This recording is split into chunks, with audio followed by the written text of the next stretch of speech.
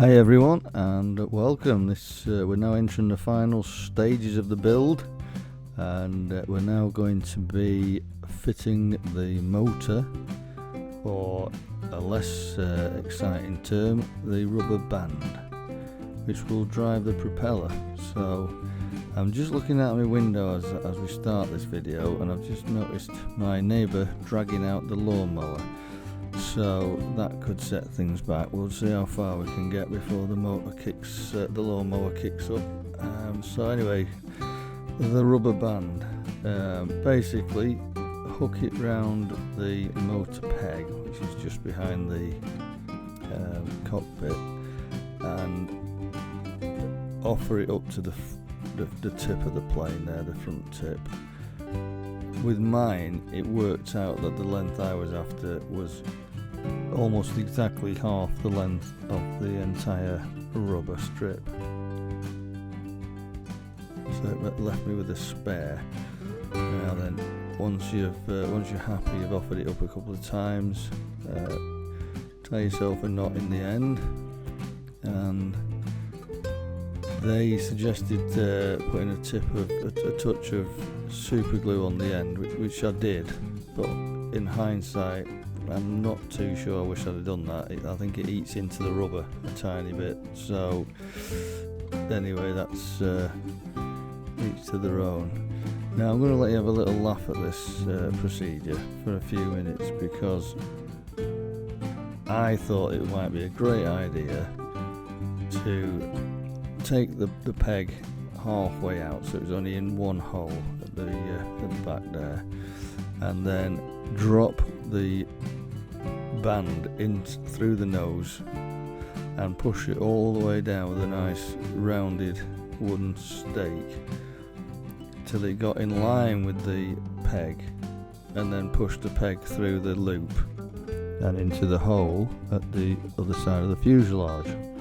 Seemed a fairly reasonable idea, but as you'll see as we progress, every time I got the band somewhere near the peg at the back, the piece of the stick that I was holding the band in place with at the front kept falling out, and if that didn't fall out, the peg at the back missed the band.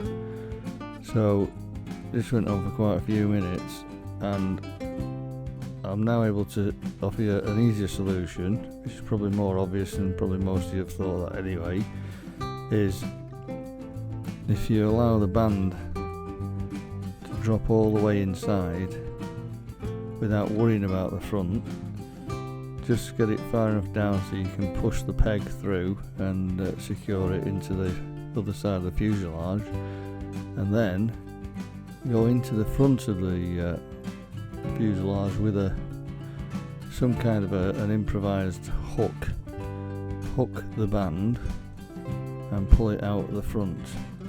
So I'm just going to sit back while you watch me struggle for a couple of minutes, and eventually manage to get things in place with this terrible technique.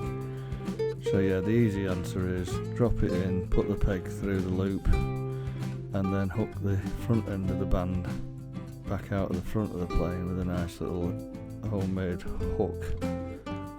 Enjoy at my expense.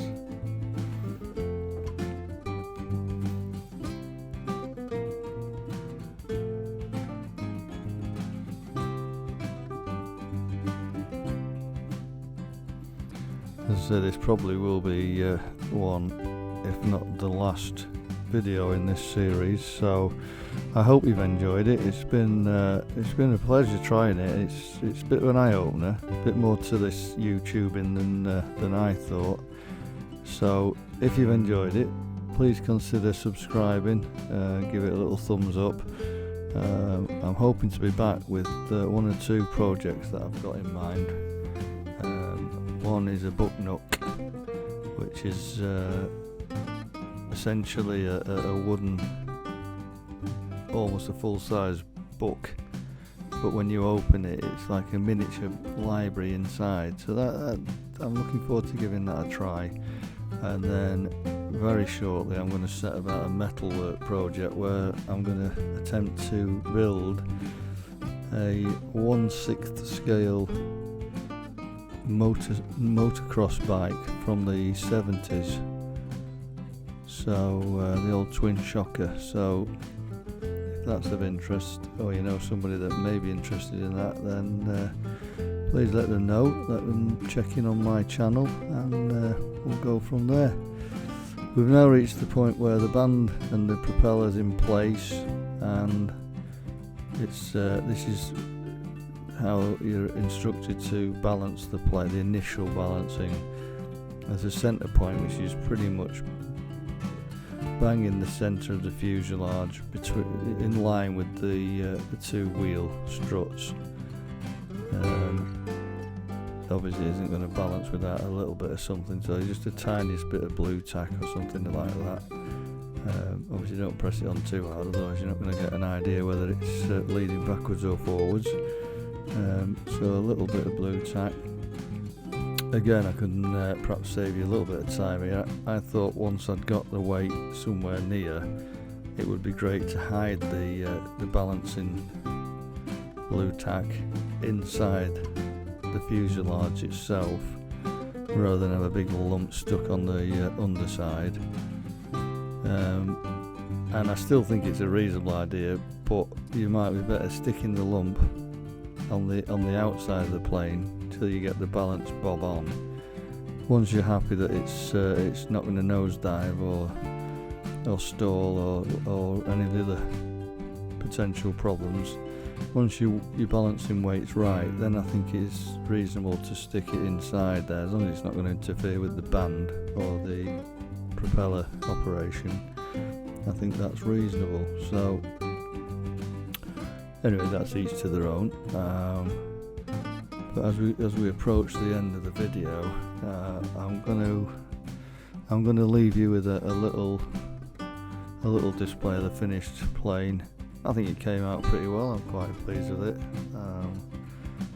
So as I say, I hope you've enjoyed it. I'm glad you've joined me, and hope you can join me, as I say, for some of my upcoming projects.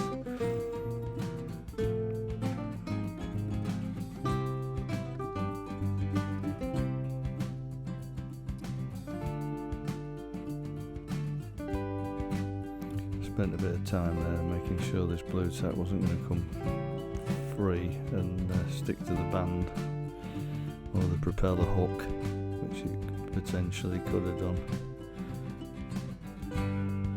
So having rammed the blue tack inside, we'll just give it another little check over, see where the weight is, and it looked to me to be fairly close. So there we have it, folks. The Supermarine Spitfire in all its glory. It's been a pleasure. Tell your mates, subscribe to the channel, hit the bell and be notified of my upcoming projects. Till then.